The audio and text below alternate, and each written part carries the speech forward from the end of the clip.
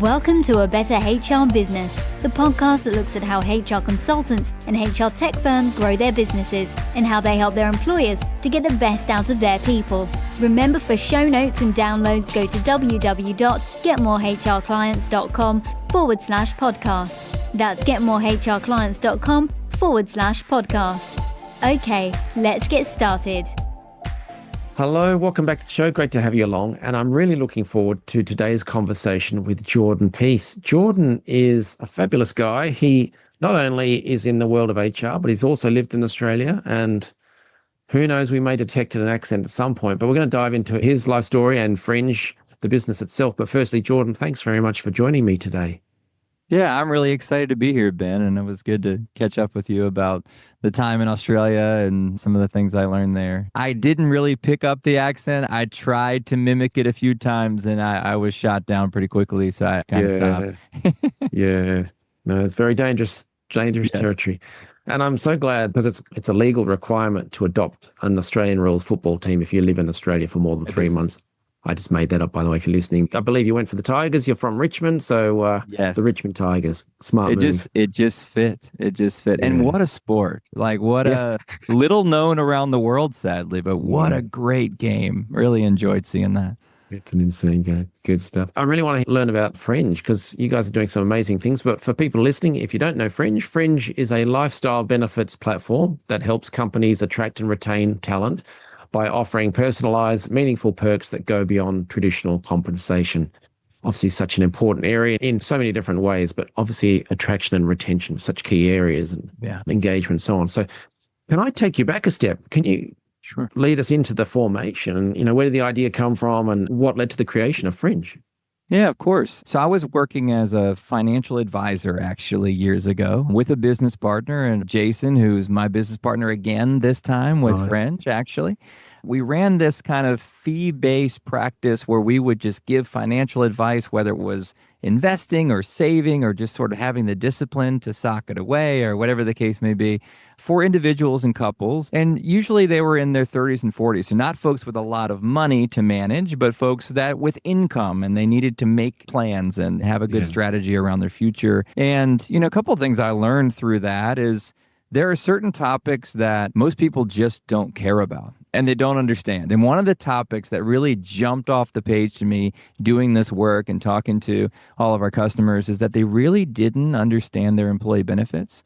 And some of them were business owners actually supplying employee benefits to others. Yeah. And it just seemed like benefits, it's a lot of insurance, it's a lot of finance, it's a lot of something that's written in some sort of alien language that not many of us can speak unless you just nerd out on that stuff like I did for a few years and really know your insurance and your definitions of disability and all this nuance. So explaining all this to my customers and on a one-to-one basis, I often had to wake them up at the end of the meeting. It just was not interesting to them. And I thought, well, man, if they can have a financial advisor who's steeped in this stuff, explain it one-on-one, and it's still not relevant, still boring, then how much are they really paying attention to their employee benefits?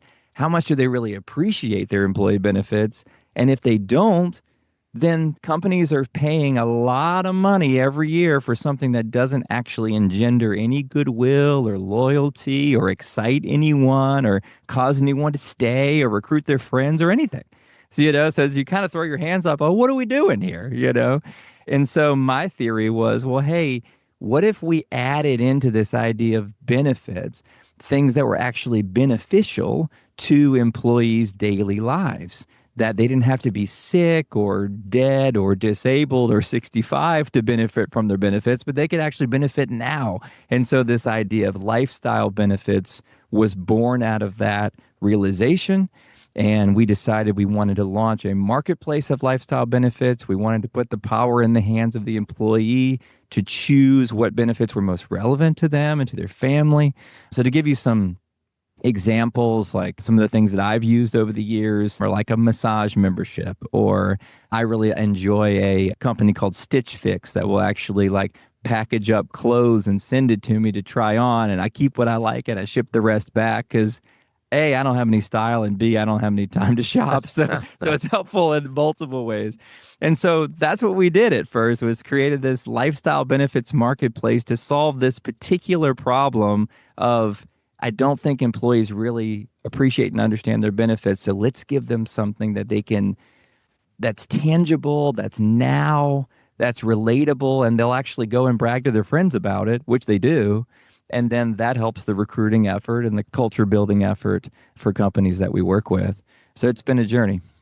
So they're not all healthcare related benefits. In fact, that doesn't sound like they are at all. No, we don't touch traditional benefits. That market is well established. There's plenty of players in that market figuring that piece out. And unfortunately, the cost keeps going up and up and up and up, and that's not helping anyone. But it's not something we ever set out to do. We kind of thought, you know what, that's done.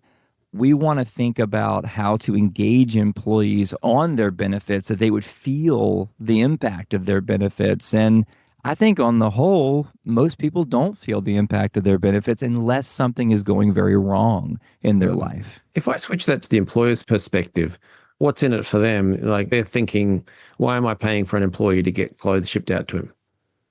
Right. They're keeping their people, and they're keeping their people engaged. It's the holiday season, right? So let's think through it that way. Like, if I were to tell my wife, hey, I love you so much. We've been married for years. For Christmas, I put no thought into your gift, and I just put some cash in your stocking. I hope you enjoy it. That could actually do more harm than good, to our relationship, And so I think the gift or the benefit or the offering that we offer people, what we offer actually matters.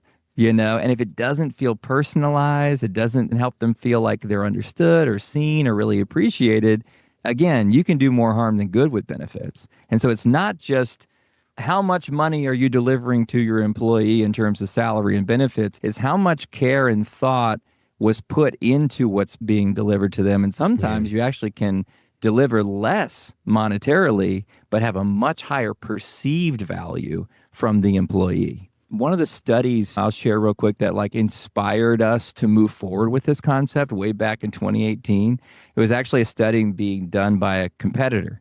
They surveyed 1,000 people, and they basically said, would you rather have this job that's, $100,000 salary, and it has all of these perks and benefits and things on top, or would you rather have this $130,000 salary, right? And just put it out there. And it was like 80+% of people picked the lower salary with all of these things stacked up above. And I just thought, what? You would think just on the street, if you ask somebody, they would say, well, clearly I'll take more money. I'll take more money. It's all about the money. It turns out it's actually not all about the money. It's about how you make people feel. Do they feel appreciated? Do they feel valued? Do they feel like they belong? I mean, I've got employees that make $65,000 a year because that's what their role fetches in the market. And I've got employees that make $200,000 a year for the very same reason.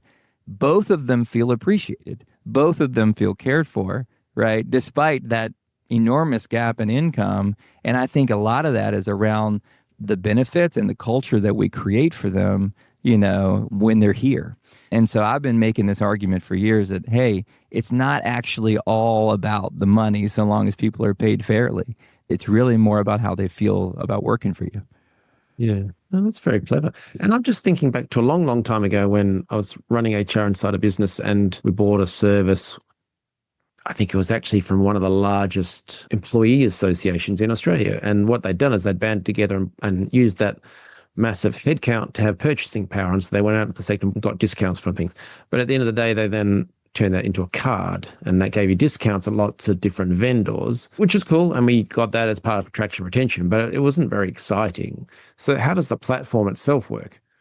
Yeah. Fringe, Yeah, sure. So to go back to the story a little bit, so we built the lifestyle benefits marketplace. So that was a place that folk could actually transact and kind of ascertain some of these services that we thought would enhance their lifestyle, right? That might reduce some stress or give them time back in their day or positively impact their family. So we had some filters as we thought through what services would be appropriate for the platform. But then what we did next is we thought about, well, what are the funding mechanisms for this, Not every company can afford to just do a lifestyle stipend and go, hey, here's your $100 a month that you can use on whatever you like. But they probably have rewards and recognition programs. They probably have some wellness programs. Maybe they do some steps challenges, birthday rewards. Like there's all of these other pockets of kind of budget and kind of programmatic effort that's being put towards people and building culture and people programs. So we built all of that on top of that lifestyle benefits marketplace. So now with Fringe in its current state, because I was describing, 7 years ago, in its current state, it's got that rewards and recognition, challenges, incentives, swag, learning and development. All these things are built right into the platform. And then that marketplace serves as kind of the ultimate place where, hey, I engaged in recognition, or I received one, or I completed my challenge, and now I've received these points. And now I've got a place to actually transact and get some of these services.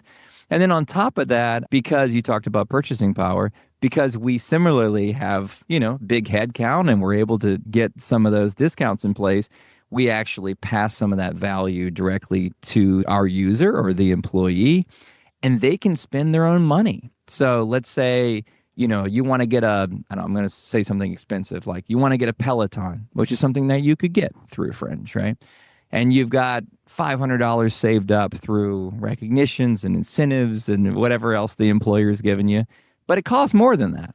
So you could actually use the points that you have and then put in a credit card and buy the rest and just get this heavily subsidized piece of equipment. So there's lots of ways in which, those transactions take place. But I think what we're focused on now, probably even more than lifestyle benefits proper, is really just employee experience. Like, how can our tool help employers create a better employee experience where people have one place to go to participate in challenges and to be recognized and to gift others and to buy their company swag and, so they can wear their hats on their Zoom calls. And like all of that in one place is really our pursuit and really has been our focus for a while now. And 2026 is going to be even more of that, just trying to bring it all together and be the cultural hub for businesses of any size, really.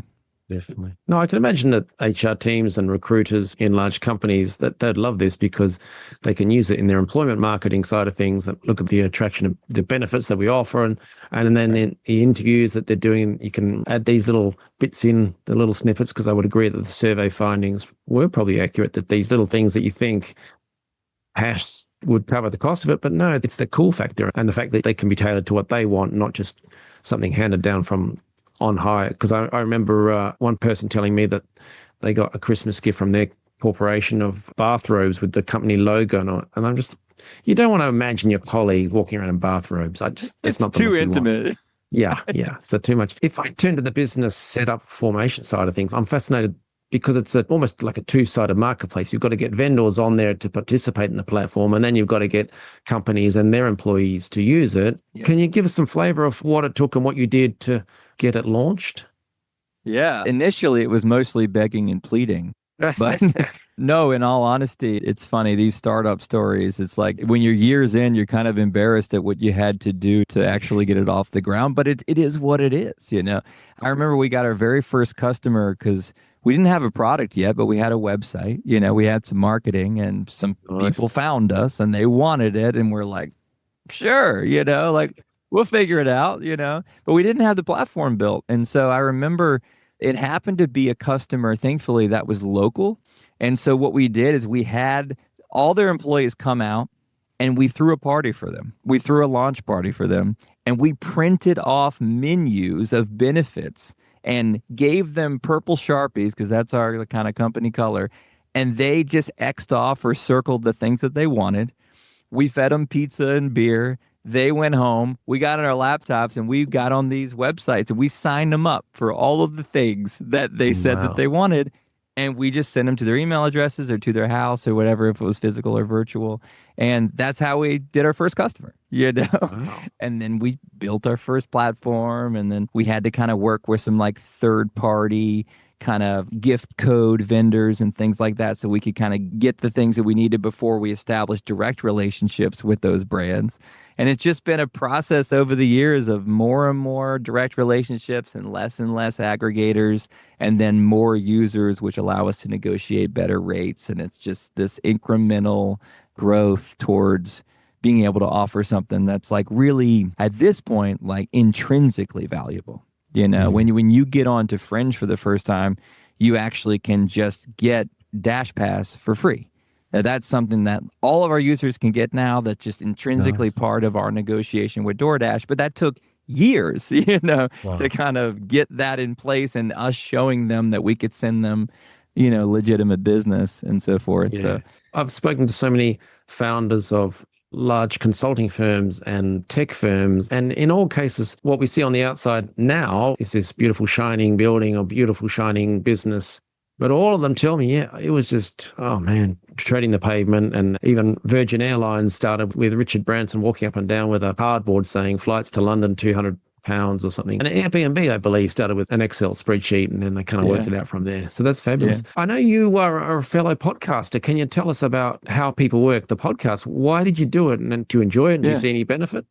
Yeah, no, thanks for the plug. I really enjoy it. To be honest, I prefer being a guest. I'm not a very organized person. And by that, I mean I'm a terribly disorganized person.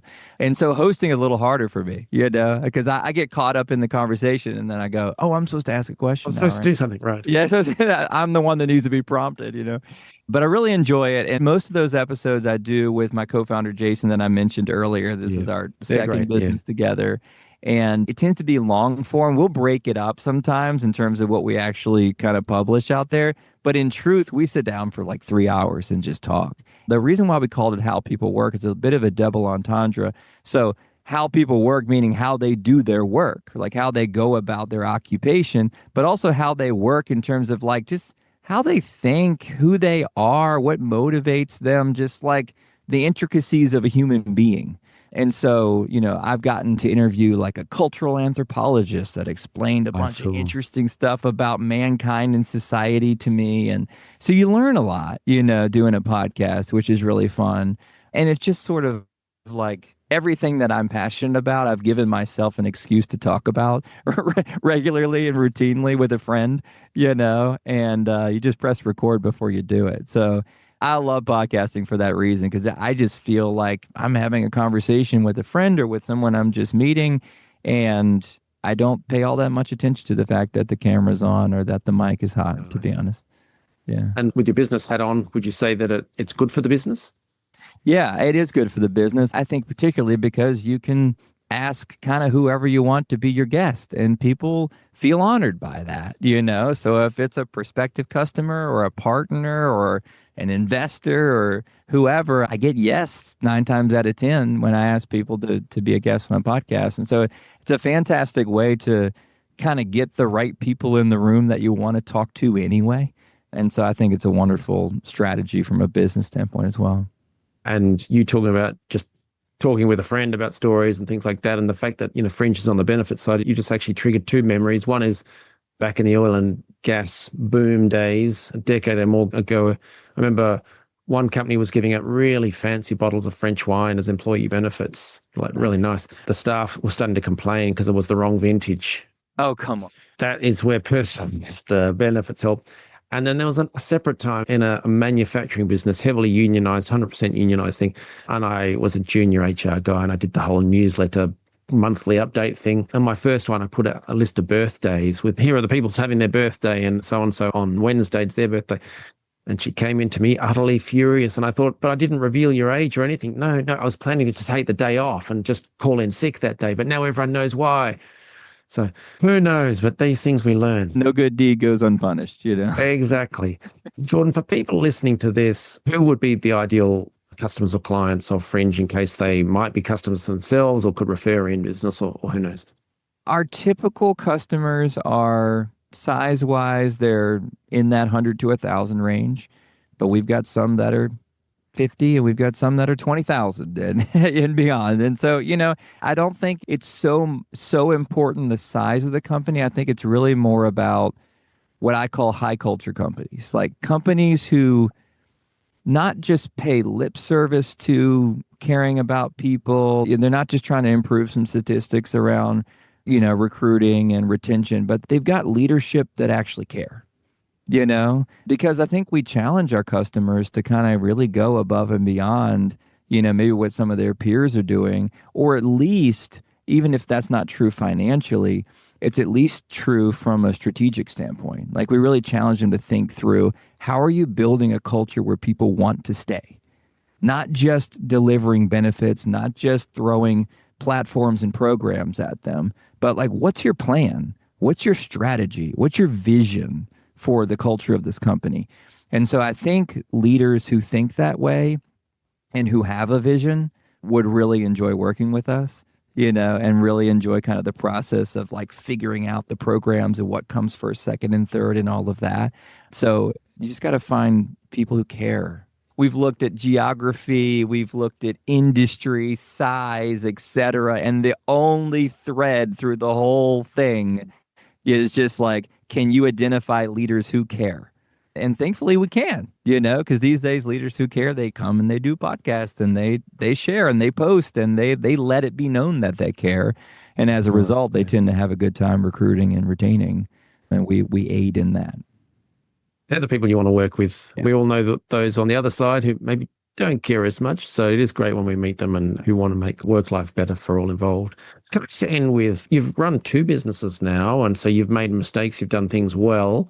Any sort of marketing advice for people who are trying to work out, well, there's 100 different marketing methods and channels and things to choose from.